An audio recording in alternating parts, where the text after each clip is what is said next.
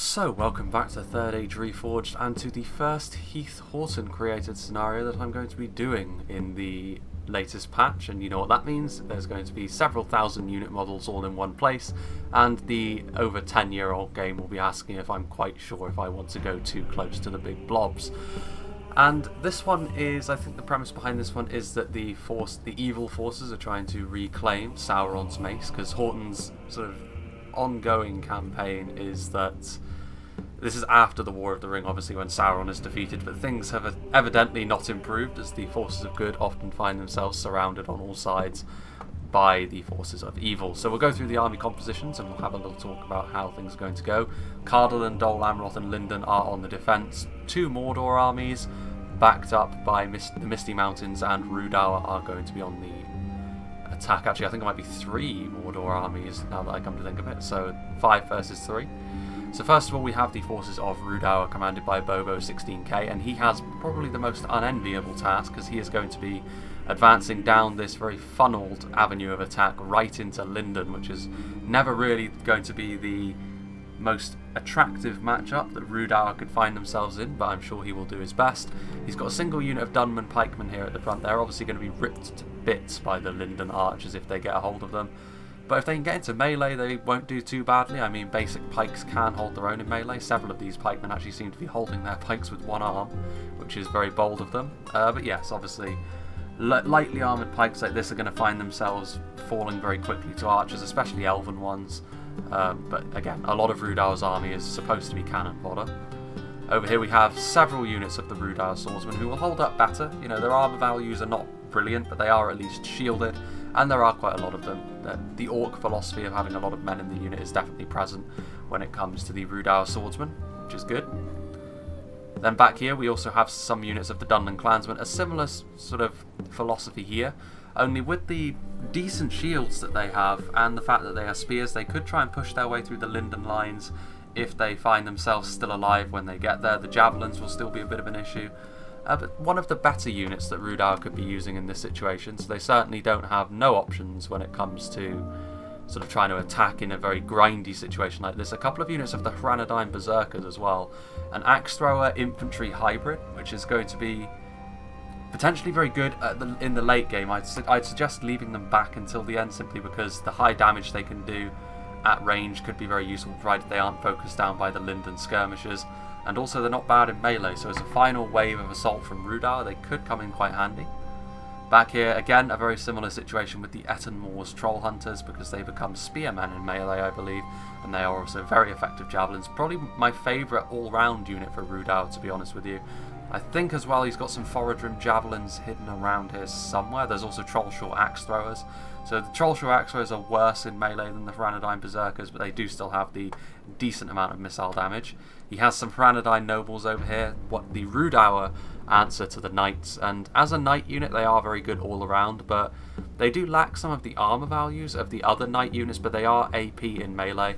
How Bobo is going to use his knights, I'm not quite sure, because he is of course going to have to go through a choke point. Again, going to be having to be saved for the late game, I feel. Got a couple of units of mercenary war chiefs, sort of two-hander sword shock infantry, so they are going to be better against the elves in sustained melee than the Rhudaur axemen would be, or the Forodrim axemen I believe they're called, but there are Rhudaur axemen here. I'm wondering if they got renamed or not. If that's the javelin unit, which is scenarios only, I'm not quite sure, but we'll see, I'm sure. And then back here we have the General's Bodyguard unit, the Angmar's Enslavers. Haven't seen a great deal of these guys because primarily I've covered sort of open field battles where you take your own armies, and in that situation the Hranadine nobles are simply too good to pass up. The Angmar Enslavers are a multiple HP halberdier unit, however, and the General is in this unit as well, looking as edgy as ever, back there with his eye paint, and obviously the Angmar's Enslavers are the edgiest unit in the game by far. But they are potentially very effective in a situation like this. Against Lindon, who have got light armour values, it remains to be seen how well they can do. But they should do quite well for themselves in a sustained fight, provided they aren't ripped apart on the approach. Over here we have Blazeny's army, who is commanding, I think, the most elite of the Mordor armies and the attacking armies by extension of that. Again, some Orc javelins, potentially good, provided they don't get focused down by the archers on either side.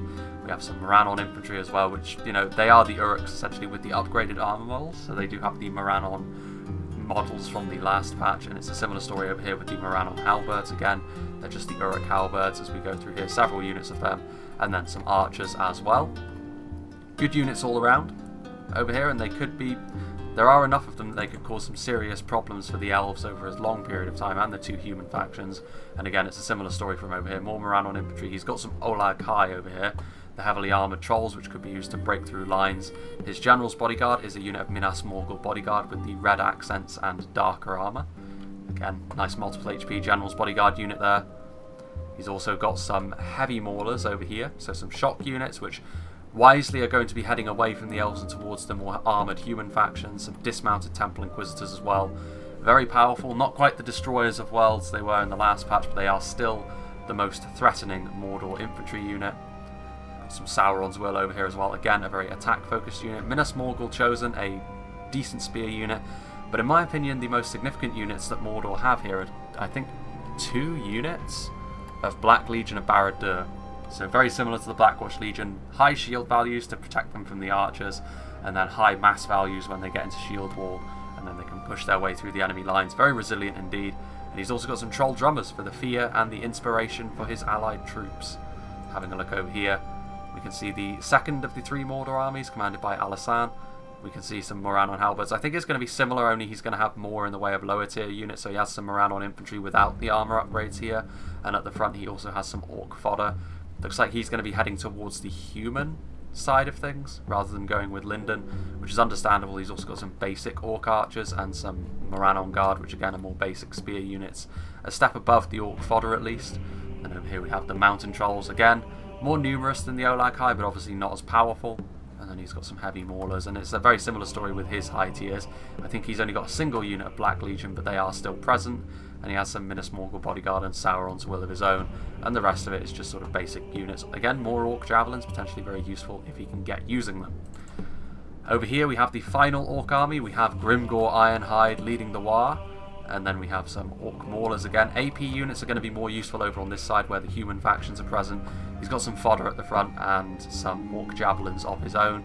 He's got some trolls in the trees over there, so some mountain trolls and more maulers. Again, not quite as heavy on quality as the other 2 orc armies, I feel like, but that's okay, because there are more avenues of attack over here on the human side of things than there are over on the Lindon side, so he can spread out his forces and attack multiple angles and really put pressure on their inferior numbers. Morannon infantry, Minas Morgul chosen, another unit of Minas Morgul bodyguard with another general in it, and then some Sauron's Will of his own as well. And back here he's got some archers, lower tier archers, but again, it all adds up. And he's also got some troll drummers of his own to keep some of his lower tier units in the fight, which is good to see. And the final attacking army, who will be the army that this replay is from the perspective of, Tundra's Fox playing as the orcs of the Misty Mountains, some goblin infantry hidden in the trees, and then further back we have some mountain Uruk archers. I'm not sure whether they aren't in the Misty Mountains roster normally. They are a scenario only unit because they are in the Rebels faction normally. So I'll be interested to see how they perform, because I think they are one of the better Orc archers. I'm not sure how their stats have changed, to be honest with you, because I am guilty of not having looked in great detail at the Rebels units. I'm not sure whether the mountain Uruk archers are meant to be sort of a powerful arch unit or not, or whether they've had their stats changed. Back here we have some heavy goblin infantry, and embedded in them you can see these rather threatening looking gentlemen, or orcs, the White Uruks Fearmongers. They are a higher tier version of the heavy goblin halberds, and they cost 800 each under normal circumstances, so I've noticed them to be very effective actually. I mean, I haven't managed to get a replay with them in so that I can truly demonstrate their effectiveness, but I've noticed them to be very strong indeed, and it's definitely a welcome addition to the Misty Mountains front line to help them. It ties it together quite nicely. If you want numbers, then the heavy goblin halberds are definitely what you want, but the White Uruks Fearmongers, potentially a higher tier option for them there, and they add to the AP that the Misty Mountains have. The heavy goblin spears also do such a thing. Probably the most important unit in the Misty Mountains roster, to be honest with you, with how they tie the line together very nicely, and I'll be interested to see how they are used in the battle as well with their high mass. And over here we have some Warg Riders again, could be useful for dealing with any marauding cavalry that can sally out for the defenders. Failing that though, they can just be used as mass as well. Back here we've got the Mountain Uruk Blades, higher tier version of the heavy goblin infantry. And then over here we have some Black Uruks, the Mountains, a more offensive-based unit, what we've got over there, and some Mountain Orc Berserkers for a shock troop. Back here we have the Misty Mountains answer to the Minas Morgul bodyguard, the Goblin King's bodyguard, and you can see that Azog is in this unit over here, again, multiple HP General's bodyguard unit. And where would the Misty Mountains be without their ever-dependable Blackback Mountain Berserkers? Very deadly unit. Even the elves are going to think twice before charging needlessly into battle against the Blackback Mountain Berserkers.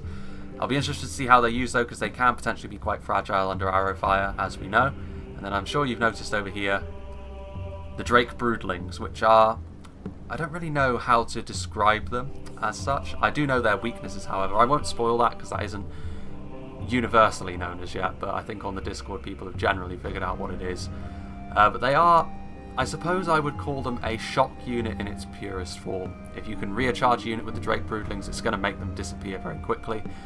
But if you misuse them, they will fall apart quite quickly. It's high risk, high reward, I feel like. If you're bringing a army you have to pay for, if you bring them, then you're going to have to use them well. Otherwise, it's going to be 1,400 florins down the drain. But if you can use them in a scenario situation to really destroy an enemy line, then that's going to be... It's going to be very strong, I think, potentially for the Misty Mountains. And then the rest of it is just more that we've seen, Mountain Orc Blades and Spears. So now we shall move on to the defending armies, starting off with Lindon here at the front. We've got some 4 Lindon archers over here, a High Elven Ballista, a lot of archers, I think, actually, having looked at this army previously. We've also got some Mithlon Swordmasters back here. More archers than javelins, which could potentially play into their hands when dealing with Rhudaur.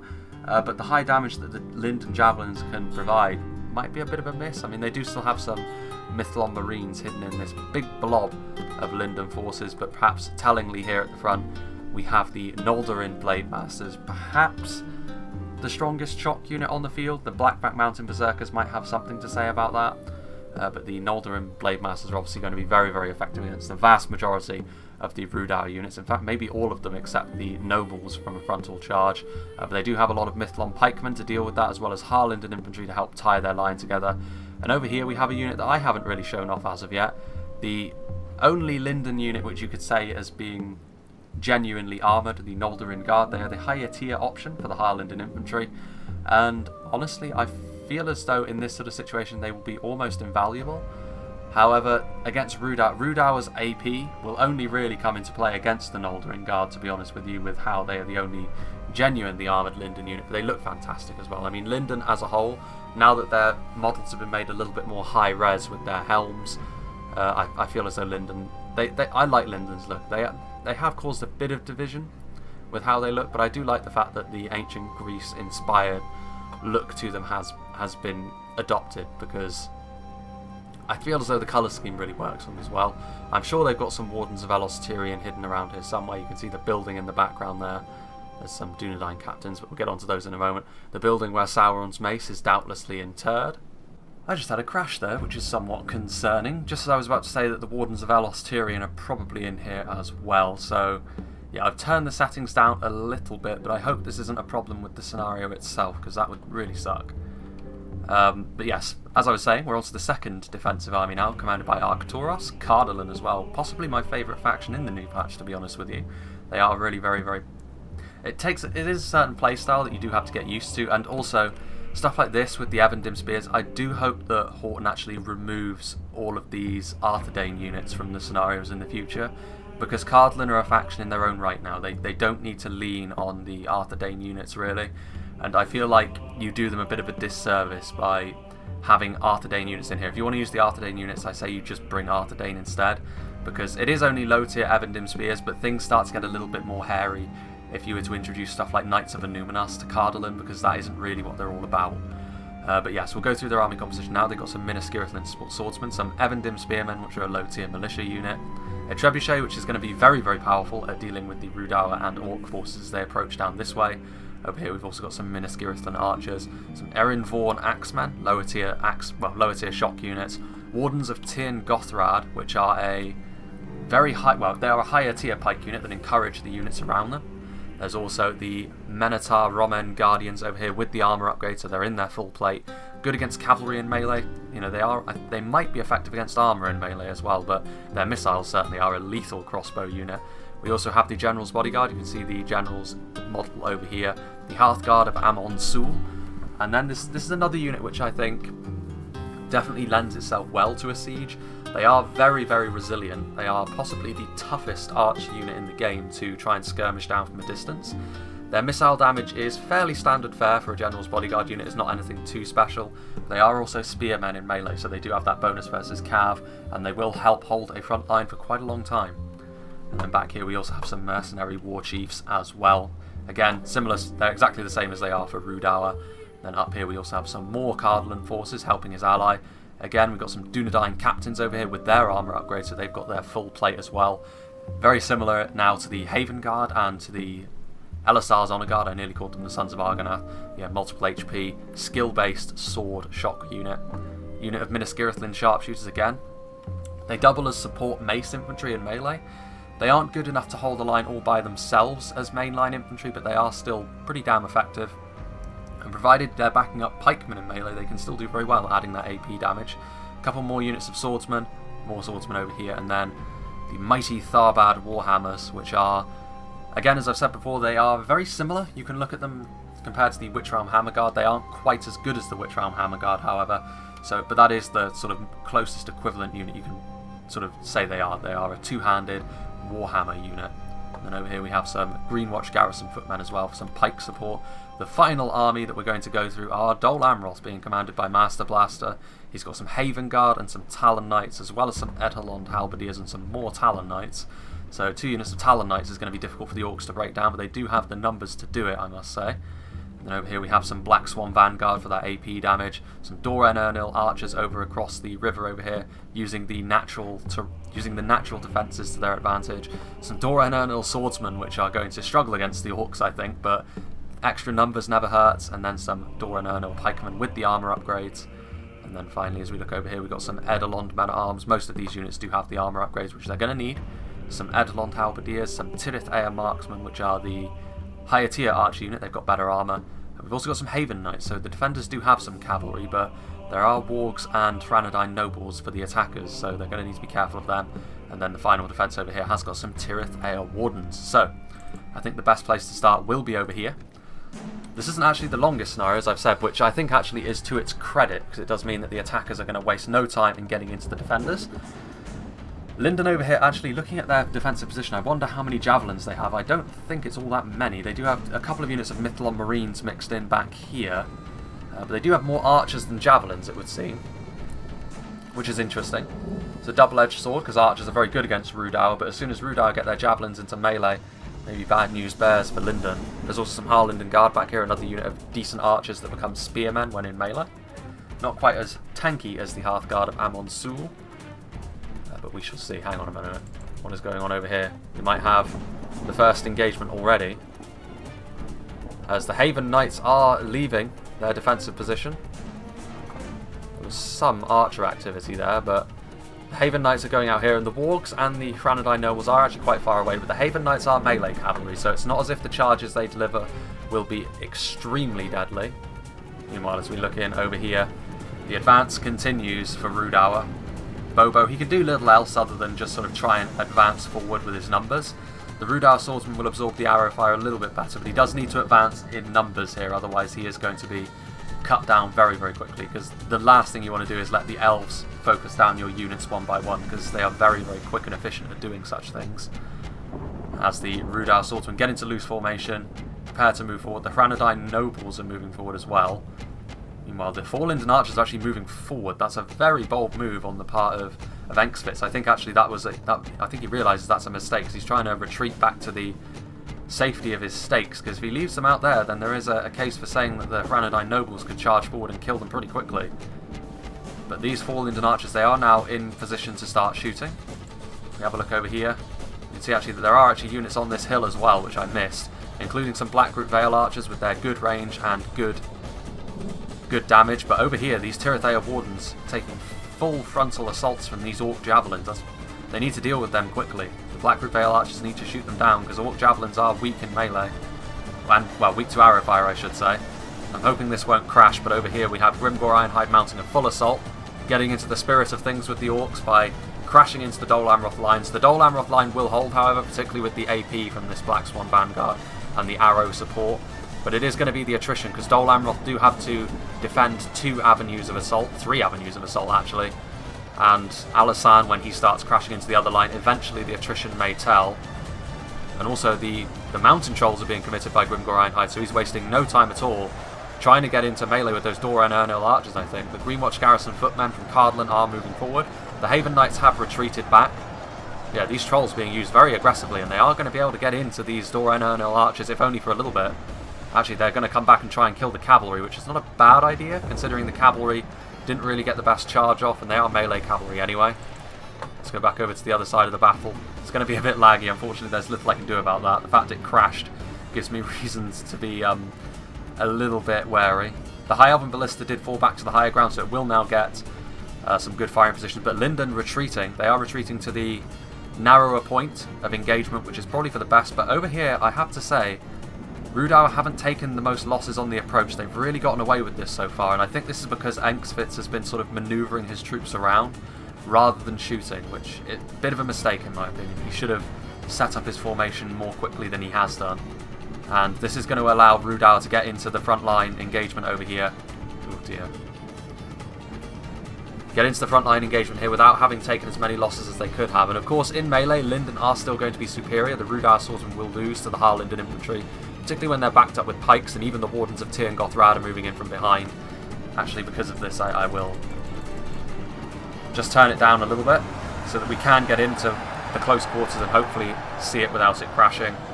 Yes, obviously the Harland, they will win, but Rhudaur have gotten away with it a bit here, because Rhudaur were going to be the ones to take huge casualties on the approach, but now, honestly, if Blazeny gets into melee with him quickly, they could use their weight of numbers to overwhelm Lindon. Lindon are not really well known for their heavy-duty ways of fighting, and attrition is not going to be the elves' friend here, I don't think.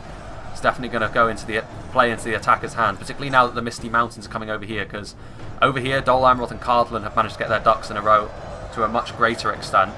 Grimgore, with his very bold push forwards, he is going to be sort of stopped in his tracks, but it doesn't really matter too much, because the Orcs of the Misty Mountains, under the command of Tundra's Fox, are going to be moving forward quite rapidly to help back him up. The Tharbad Warhammers lurking with intent. Up here, things initially were going pretty well for the Orcs, and indeed, victory seems certain again for Dol Amroth. This is a pretty sheer hill that the Orcs are having to move up here.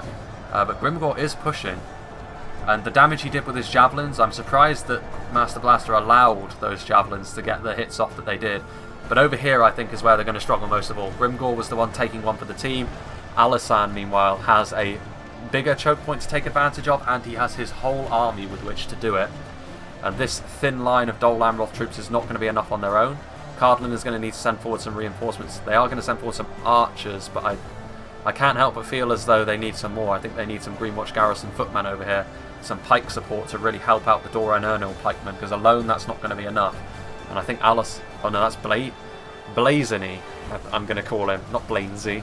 Blazeny, I think he smells blood here, because he's going to be sending forward his Olag High, which is not a bad idea, because they will crash through this line with limited resistance. And oh dear, Master Blaster lost some of his Haven Knights on his own stakes. But the Olag High will be able to get into these Tirith Aya marksmen, and that's, again, they're going to need all of their missiles to do a lot of heavy lifting for them here, the defenders. I'm just going to turn it up a little bit, take my life into my hands here. As we see here, the Olag High colliding with the Dol Amroth line. Most of this is fodder, but the fodder is doing its job. The Olag High need to try and push through this line now, make this stick, get into these archers, stop them from firing, and then let Alasan's weight of numbers do the rest. Indeed, they're going in with more trolls, so the attackers on this side, I think they've done the right thing by being very aggressive here, because Cardolan did have to move some of his troops in to help Dol Amroth, so the quicker that you can take the initiative here, the better it's going to be, and the mountain trolls are going to try and go around the side of this line over here. Again, the pikemen are going to be forced out of the way. The Olag High, though, Blazeny is not pushing through with them, which does mean the pikes will be able to keep them at arm's length to an extent. But pikes are not a counter to trolls, as we've said numerous times. These Tirith Aya marksmen over here trying to get back into position. These Haven Knights are kind of trapped at the moment. They don't really have a purpose. Over here, things are going better for the defenders. The mercenary war chiefs helping back up the line. The troll drummers are here, but Grimgore's attack has been sort of seen off for the most part over here. So Tundra's Fox is going to be required over on this flank. Meanwhile, you can see the enormous amount of men coming in out from over here. as Rhudaur continue to try and push through. The Lindon infantry is going to be taking losses all the while. Blazony has also sent forward some of his troops on this flank as well. Admittedly, because of the other flank having most of the soldiers, this one is at risk of running out of men. They do need to keep this assault going. These Evendim spears are going to be the weak spot in the line, I feel. Though the Wardens of Tir and Gothrad will keep them in the fight. This line of Elven pikemen is doing a good job. Meanwhile, over here, on this side, you can see that these Evendim spears are actually sort of causing a bit of a chink in the Orc line over here. I am surprised that Rhudaur managed to get so many men into sustained melee, to be honest with you. The mercenary war chiefs are now coming forward. The extra attack from those Zweihanders will certainly be appreciated on this front line, where most of the troops are either AP, and therefore not really the most efficient units against Lindon, or just basic swordsmen that are just thoroughly outclassed by the elves. Meanwhile, some Erin-born axemen have also been sent forward to deliver their own AP damage, which will be useful against the Mordor orcs in particular here. The Orc Javelins is going to be moving forward to try and throw their payload as well. A lot of these Morannon archers are in position as well. And the elves won't be able to target everything. Oh my. As we have a look at the front line from on high over here, you can see that the Orc archers are relatively untouched at the moment. The Wardens of Elos Tyrian, however, with their body piercing, will be able to get a huge amount of damage done if they target in over here, particularly to the Rhudaur units. That's going to be nasty. Which means this line, I think, is probably going to hold. It's over on the other front where I think the attackers are going to have more joy. There are the trolls. This is a good old scenario with the frame rate really struggling. The Tharbad Warhammers are at the front of this engagement, which means they're going to be taking some attrition, but they are also going to be laying down a huge amount of AP damage onto those heavily armoured spearmen, which is definitely a worthwhile use of their time. There are some Nimrodel Rangers back there as well. Again, body piercing of their own. What on earth was that? Looks like the Orcs are trying to push their way through. Not the worst idea, but I don't think they have the manpower here to make that stick. Tundra's Fox is going to need to send forward some of his goblins to give him a hand, I think, even if it's just goblin infantry. Grimgore's army is going to need the assistance. The AP damage from those Tharbad Warhammers is going to do a huge amount of damage, but over here, the defence is falling to bits. Again, that thin blue line that the Dol Amroth infantry were forming just wasn't enough in the face of all those trolls and the fodder to back them up as well. The Tirithea Wardens are routing. Dol Amroth is going to have to form a secondary line over here, or they're going to have to just go into a mass retreat and try and cover that small choke point there between the two rivers. The trolls are moving in, trying to get into the Haven Knights. That's an interesting choice of target. I mean, the Haven Knights and the Haven Guard will be able to deal with the trolls, but just trying to keep them at bay, trying to prevent them from forming up a line here is honestly the best thing they could do. The Olag Kai are still very much intact. The Pike's not able to get through their armour. The Talon Knights are trying to form up another line. They've got some Eidolon Halberdiers as well. Reserves are sorely needed over here. The two units of Tirithea marksmen trying to set up a shooting line, but the trolls are running amok through the lines. And at this point, honestly, if I was Alisan, I would charge forward a huge amount of my army. I mean, the Trebuchet is being brought over here, but at this point you have a real opportunity to just smash Dol Amroth's defence to splinters. And that way, it won't really matter if they eventually would run out of men on the other front, because over here things are going very well for the attackers thus far. Blazony and Alisan's assault going very well. Grimgore Ironhide taking the brunt of the casualties, but his sacrifice was not in vain so far. There is the Trebuchet, getting only friendly fire. I wouldn't target a unit of trolls which is this spread out. I would definitely go for the big blobs of infantry. Tundra's Warg Riders have also moved over here now. As long as they avoid the stakes, they could also start doing a similar thing to the trolls over here, as the Olag Kai managing to get into the cookie jar and attack these Tirithea marksmen.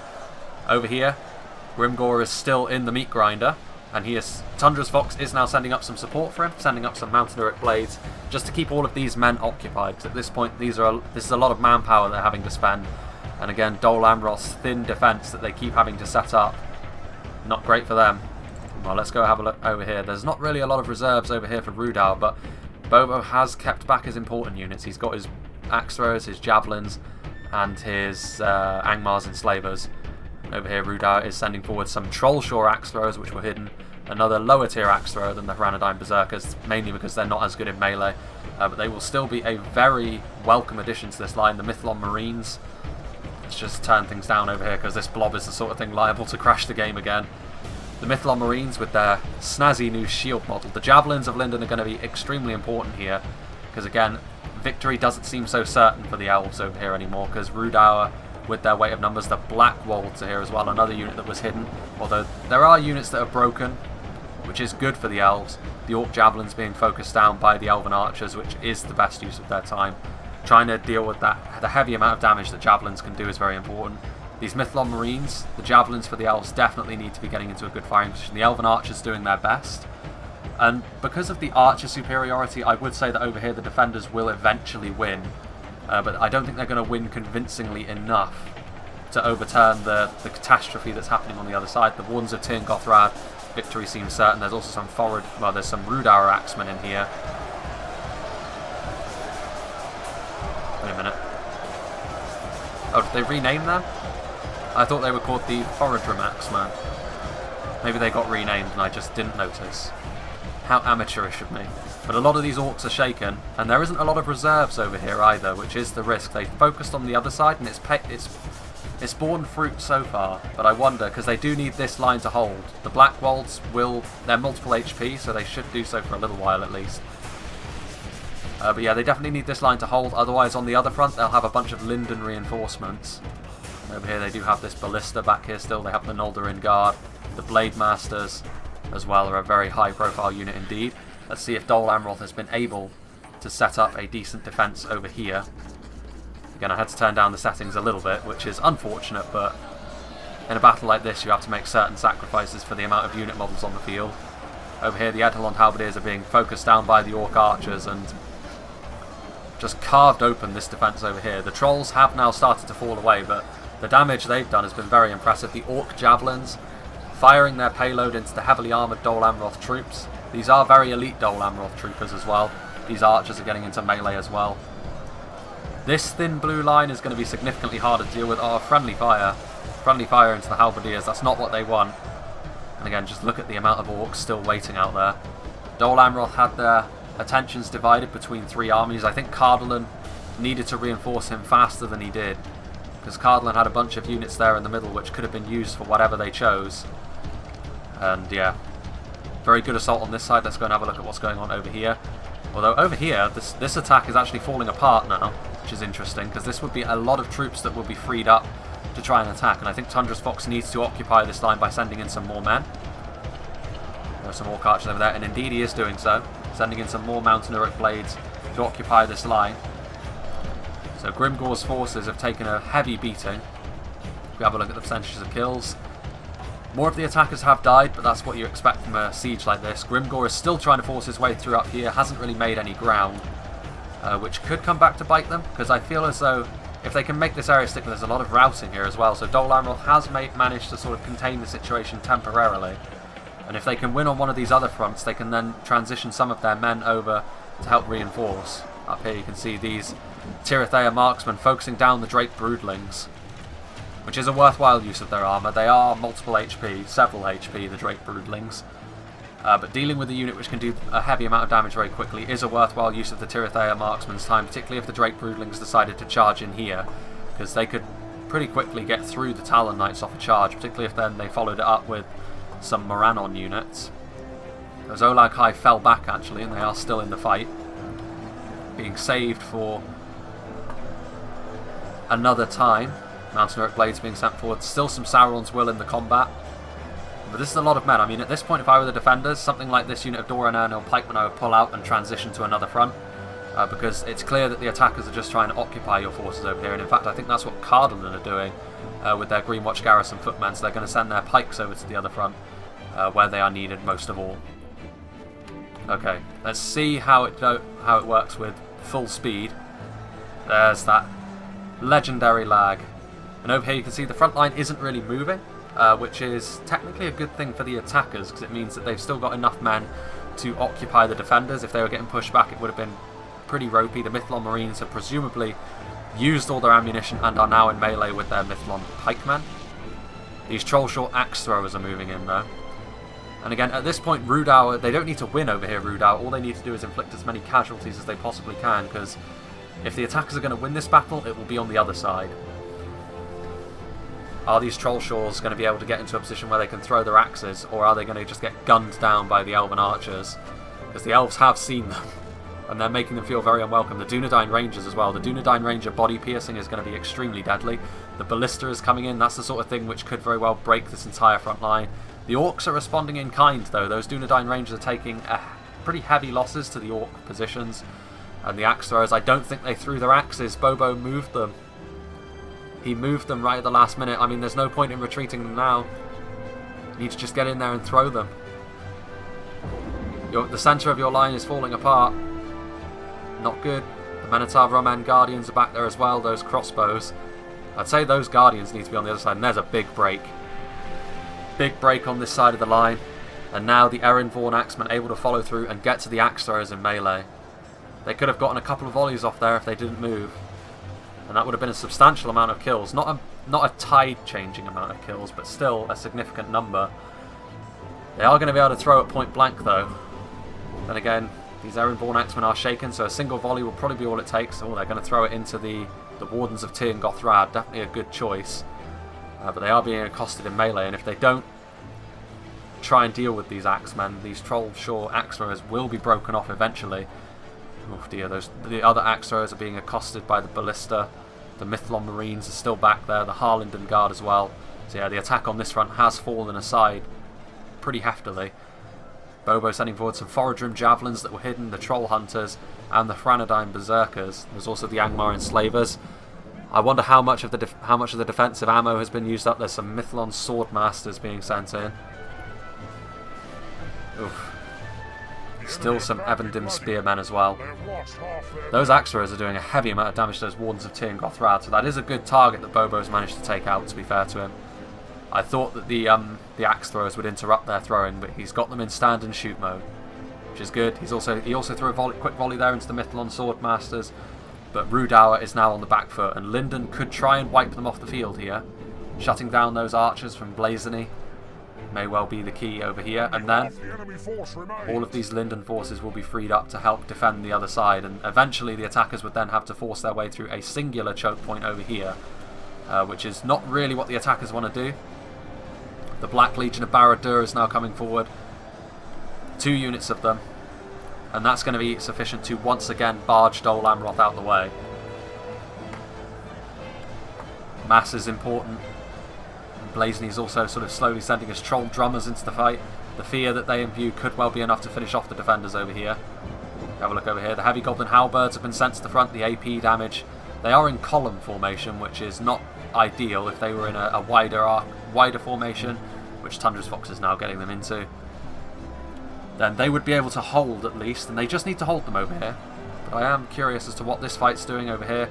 Finally, Grimgore. Finally, he's managed to force his way through, and he's going to be able to catch these Tirithea marksmen in melee, and they are now isolated, and they will now start to fall away. Dol Amroth has certainly drawn the short straw in this defence, and that is their... Actually, I think that might be the Orc General. That might have been, because that is Alisand's Minas Morgul bodyguards. That might be one of the Orc Generals. The Trebuchet has not gotten a really big hit on the attackers yet, and it's gotten enough friendly fire to the point where it's probably been a net loss, honestly. Admittedly, I haven't been looking over here all that much, so it might have gotten some good hits when I wasn't looking. These Haven Knights, yeah, this is the end for this sort of outer defence over here from Dol Amroth. Orc Archers, they're shaken, but they are now, the Black Legion of Barad-dûr with the Sauron's will, going to be able to recharge this front line over here, and they're going to be able to force their way through on all fronts, which means the attackers are going to be able to get through, and they're going to be able to try and force their way through, and they do need to pick up the pace, because on the other side they do need to hope that Lindon can at least have their... Well, Lindon are actually falling back, which is an interesting gambit, because Rhudaur are still here at the very least. There's also some Trollshaw axe throwers, these 4 Lindon archers. I mean, if the goal is to defend Sauron's mace, then surely they need to defend this building over here. But it looks like what they're going to try and do is fight back to back, so Lindon will probably set up a token defence over here to deal with what's left of Rhudaur, and put the rest over on that position over there. The Wardens of Elos Tyrian have been moved forward. They're going to have to try and use the Trebuchet and their siege weaponry to their advantage, so they're going to fight back to back in the valley. Go for a 300 style last stand, and honestly it's not beyond them. Lindon have got some very, very powerful units indeed left alive. But I just wonder if they can deal with the amount of men left. Misty Mountains have not sent forward any of their elites yet, to my knowledge. Mordor have still got a few elites left. Even Rhudaur have still got some deadly units left. Those Franadine Berserkers can do some heavy work. The Greenwatch Garrison footmen are broken. Heavy Goblin Halberds. This front line has fallen away. Dol Amroth still do have some kind of presence over here as we sort of come in over here, but they are now being mercilessly shot down from the hill over there. The Orc archers, what's left of Grimgore's forces. And Dol Amroth are just trying to retreat now, trying to run, trying to get back to the defensive position of their allies, the final stand. And they've still got some good units that could be used in the final stand. The Haven Guard are bloodied, but that doesn't make them any less deadly in a sustained fight. Those Nimrodel Rangers, if they still have ammunition, they could be extremely important as well. They still have the crossbows from Cardolan, as well as the Hearth Guard of Amon Sul. It's definitely not over for the defenders, but at this point the attackers can't really stop them from forming this position up, because they don't have the positioning. They do still have skirmishers of their own, though, and focusing down some of the lightly armoured Rangers might be on the agenda here of... And they are going for the Wounds of Elostirian, so yeah, Tundra's Fox, knowing what units to go for. Over here we can see that Bobo is just sort of hovering around with what forces he has left. Again, it's the kind of force that I think he needs to just sort of hold back for a little bit. Wait for most of the... Well, actually, no, there's some 4 Lindon archers over here, so he's going to need to move in, otherwise he's just going to be shot. I mean, he's still got his Franadine nobles as well, a big charge from them. These archers might be out of ammunition, actually, and just being used as infantry units to deal with the Trollshaw axe throwers, which indeed they are. This unit of axe throwers is routing. This unit defeat seems certain. Looking over here, I would say he just needs to hang back for a little while, because he's got some high damage units. He's got some Berserkers and the Angmar Enslavers. If he uses them late on, and he's using his nobles now, which is not a bad move, because these infantry units are completely undefended and there are no stakes there. The Mithlon Swordmasters in particular would be a pretty big loss. The amount of damage they can do is pretty impressive. This is going to be a big charge here from the Franadine Cavalry. They are knights as well, so their charge is brutal. I think they've got the full charge bonus of 20. Big charge there. Good amount of casualties is inflicted on Lindon. He needs to cycle them out now, though. Needs to be careful, because if Cardolan were deigned to send their crossbows over here, it'd be bad. But I think the crossbows' attentions is focused elsewhere. He's got some pikes over there and some Mithlon Marines, but Bobo could well finish this pocket of resistance off, and every little helps. These knights are extremely deadly. Are these Mithlon Marines out of ammunition? It looks like they are. I mean, the pikes are really the only thing they have over here to act as a deterrent for the cavalry. Those Mithlon Swordmasters got flattened by the cavalry, and they're going to be finished off by the looks of things. He's going to go for the exposed archer units, again inflicting more casualties. Good cavalry play there. Again, it's not sort of battle... Oh, he needs to get them out of there, though. He needs to get them out from the pikes. Oh, and there goes the ballista. He could just park it behind the building. Leave the cavalry. Again, going to try and finish off the 4 Lindon archers. He's going to try and recharge the pikes. That's bold. But yeah, again, Enks Fitz, I think, as he did earlier on in the battle, his manoeuvring is a little bit strange here, but he does have the positioning here to weather this storm.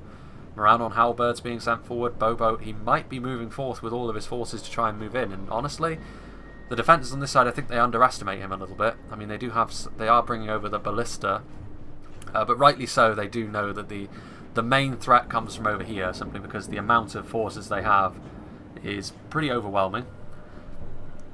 With the crossbows, though, they do have the stopping power to kill off a lot of troops very, very quickly. Just having a look in here. The Nimrodel Rangers have pulled out their swords. Minas Tirith and archers trying to get into position, but it's rare that the orcs have the skirmish advantage. I think the Minotaur Romen Guardians as well have pulled out their pole arms, so they're being used in the front line as well. So the orcs are going to be quite content to use up all their ammo to soften up the enemy as much as they possibly can, which is understandable. I mean, the crossbows are going to try and fire. The archers, I don't think they can get into range without trying to go out in front of their front line over here. Still a few rangers, those crossbows, getting a heavy volley into those heavy goblin halberdiers. These wargs are still running around as well. I mean, these Tirithea marksmen, there's only one left, holding up the army all on his own, just like the Battle of Stamford Bridge, but ultimately he suffered the same fate as that brave Viking. And then the heavy goblin halberds, as well as there's some Mountain Uruk archers, which are out of ammunition.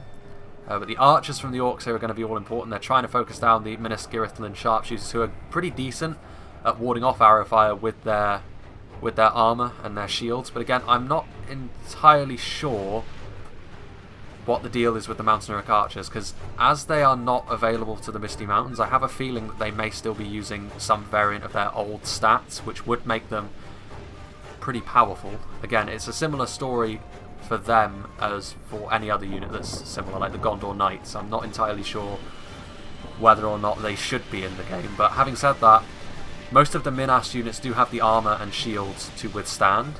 The Wardens of Elos Tyrian, I think they still have some ammunition, and they need to be very wary, because they are the sort of thing which are going to be focused down mercilessly by the enemy.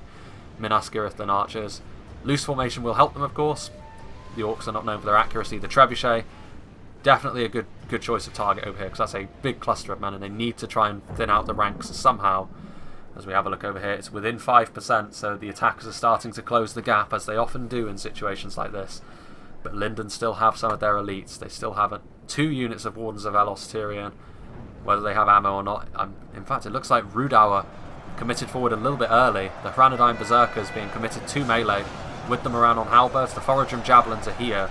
The hand-thrown projectiles of Rhudaur could well do a heavy amount of damage to all of these men. The Etten Moors Troll Hunters and the Forodrim Javelins could try and cut down these Harlinden Guard and... what are these? Noldorin Guard, yes indeed. The nobles are still hovering with intent, but Rhudaur could well be finished off pretty quickly here, unless they can get those javelins in quickly. They definitely need the support. The Hranadine Berserkers, do they still have their ammo, or did they use it all? There's still some Orc archers trying to do their best over here, but the Noldorin Guard will be better at dealing with that than most of the Lindon forces. And there goes the Etten Moors Troll Hunters with the Forodrim Javelins. That's some high damage forces over there, and I think they realise that, because they're going to send over some of their archers to try and deal with that. The Hearthguard of Amon Sul are going to be firing. But, I mean, the Etten Moors Troll Hunters are going to be pretty useful in melee as well, with that mass acting as spears in melee. The Wardens of Elos Tyrian are going to try and fire as well, dealing some pretty hefty damage to the Etten Moors Troll Hunters. But as rangers, they're better off against lightly armoured targets, so they would actually be better off trying to target the Forodrim Javelins. While over here, the final push has begun. Wave 1 of the Misty Mountains coming forward. Heavy Goblin Infantry and Halberdiers crashing into some Wardens of Tirngothrad are still alive, only 28 of them. For this front line, there are a lot of archers in here, so I do worry for the defenders as to whether or not they're going to be able to hold out. They need to finish off Rhudaur quickly on the other side, because if they don't, if they can sort of focus all of their attention on one side, they may still have a chance here, because the percentages are still close. And they are still winning, the defenders. That is definitely not what they need. They definitely don't need any more friendly fire from this Trebuchet, which has clearly been paid off by the Orcs. Yeah, here comes a nice big blob. I wouldn't go for this blob over here. Let your archers deal with that blob. Instead, you would be better off going for the units that are in reserve with the Trebuchet with their long range, because trying to target these units here, you're opening yourself up for a huge friendly fire hit, which is, at this point, would be devastating. How are Rhudaur getting on? Will Bobo be the hero here? Will he charge? Oh my. That was a big hit from the Trebuchet, and I don't know whose general that was. Having a look in there, is there any Zork Maulers? I think that was the... If we continue like this, we will smash the... Well, the Haven Guard are in that. I can only assume that was the Dol Amroth general, because yeah, there's another huge amount of friendly fire. Oh dear. That's devastating. That's lost them the game. There's no coming back from that, because now they're going to be able to push through. The Orcs of the Misty Mountains are going to be able to use their spearmen to push through what's left of the line. The Dunedain captains are good. They're not going to be able to plug that gap all on their lonesome. Even with 4 Lindon archer support, the heavy goblin spears are going to be enough to split this line in half. They're going to need to turn around some of these units they've got in reserve. They need the Noldorin Blade Masters over on the other front.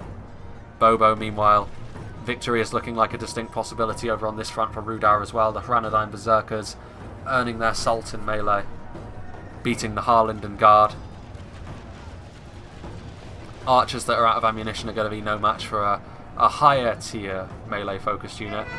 They're moving in the Mythalon Marines that are out of ammunition, but at this point it might be too late. The Etten Moors Troll Hunters still have ammunition. Javelin volleys. Ugh, that's grisly for the elves of Lindon. The Hearthguard of Amon Sul. This Trebuchet though. Traitors, the lot of them. The Ballista. Damage 94%. Ballistas have been damaged pretty heavily. We'll have a look over here. They've tried to stabilise the line by adding more and more men to it, but at this point, Tundra's Fox knew when to push and when not to. In fact, there are some routing units back here, although I think Tundra's Fox actually just retreated some of his men. But another wave of orcs here, if they can just send forward another wave, this is very quickly going to go in favour of the attackers. They are going to send forward some more. That's a lot of routing men going back towards the line. Big routes from the trebuchet. I mean, I still think the friendly fire was terminal. I don't think there's any way they're going to come back from that. And as you can see, the next wave is coming in. Minas Morgul bodyguard are a part of it. Sauron's Will, Black Legion, Dismounted Temple Inquisitors, and Warg Riders probably going to try and force their way through the lines. Yeah, over on this side, the defenders were always onto a losing thing.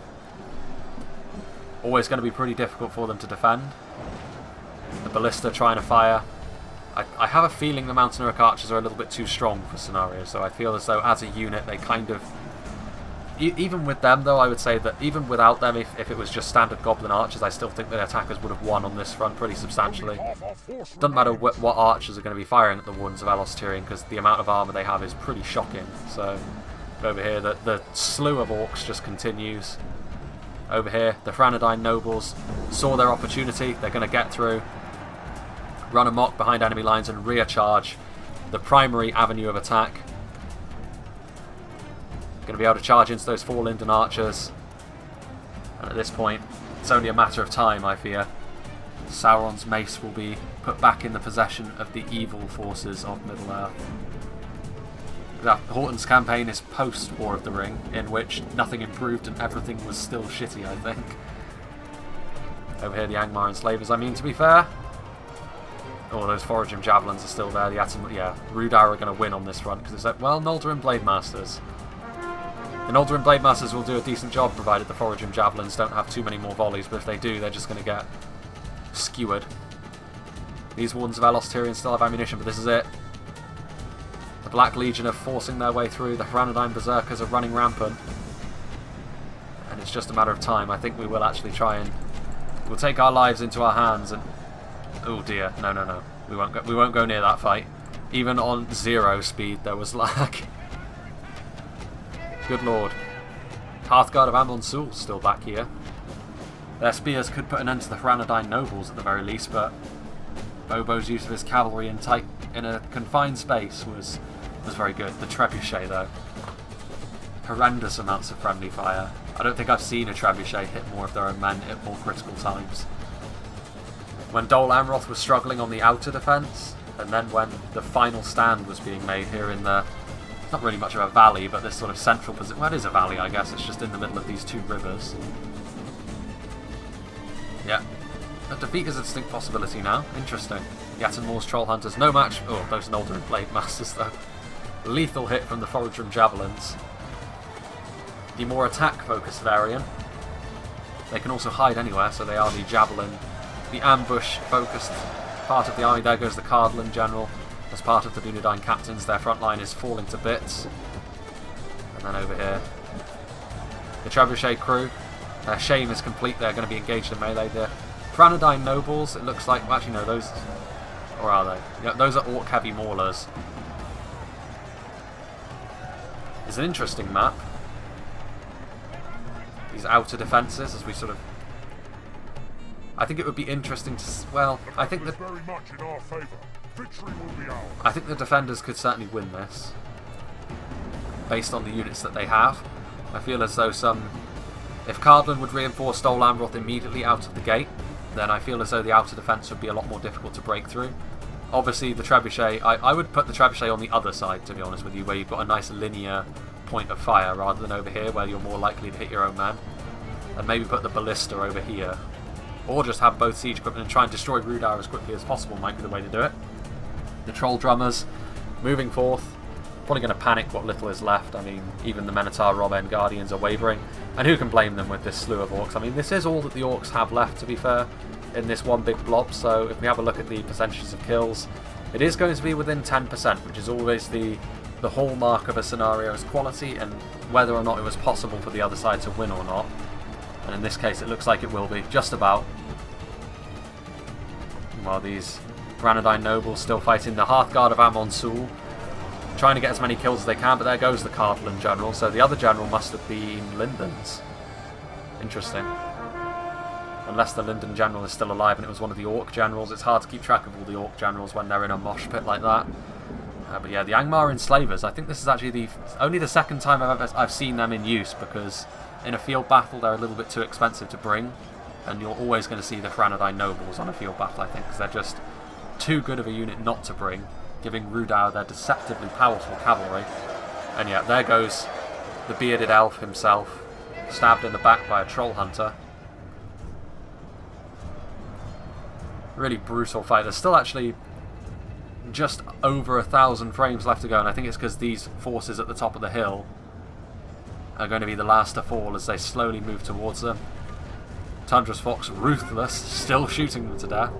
The Trebuchet crew trying to seek an honourable warrior's death after letting their team down pretty substantially. And then the Black Legion of Barad-dûr, they were a big part of the victory as well. The way that they backed the trolls up and they just smashed that Dol Amroth line to bits. I feel as though the way Dol Amroth was sort of cleaved through on that side with Blazony and Alasan was where the defenders really lost this battle. Rhudaur, though, they were commanded very efficiently. And Grimgore, despite the fact that he will almost certainly have the least amount of kills, he did fulfill a very vital role. Because I feel as though Dol Amroth put so many men to try and deal with him. There goes one of the Mordor generals, which is Alasan's, I think, or is it? Might be Blazony's, one of the two. But I feel as though they committed so many resources to trying to stop Grimgore that it opened the door on another front. So it's good to be doing these bigger scenarios again, though. The troll drummers banging the drums, signalling the victory. The mace will be going back to Barad-dûr where it belongs. And the Black Legion, presumably the ones to carry it. Wardens of Elos Tyrion, defeat is a certainty. And yet, Rhudaur victorious. Considering Rhudaur probably had the most daunting task of advancing down a linear corridor into Lindon of all people, I think they did remarkably well. This is going to be the end. The final stand of these Wardens, one of the most feared units in the current patch for their body piercing and their the extreme amount of damage that they can do. Definitely one of the scarier units that you can encounter on the battlefield. They won't break, I don't think. They are still eager. They might be unbreakable. I mean, I can't imagine their morale will be too high considering all of the fear-causing units around them. Notably the drummers. There are also Blackback Berserkers in here, which presumably don't actually have any kills, because I don't think they were committed. The Temple Inquisitors and some of the General's bodyguard units from the other teams, not really required, but the attackers victorious. 8% gap, that's not bad at all. Having a look at all of these kills, obviously the defenders getting a lot of kills. Cardolan getting the most, with Dol Amroth just in behind them. Lindon getting the least, which is very, very interesting. I feel like that might be where the defenders went a little bit wrong, because you would expect Rhudaur to have been torn asunder in this battle, and they did very, very well. All credit to Bobo, but I do think he was helped a little bit by the initial manoeuvring.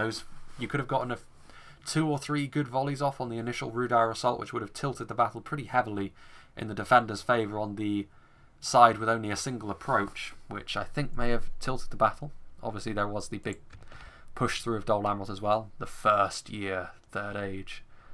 Having a look over here, we can only see Tundra's Fox's kill counts, because obviously he was the one from whom the replay's perspective was.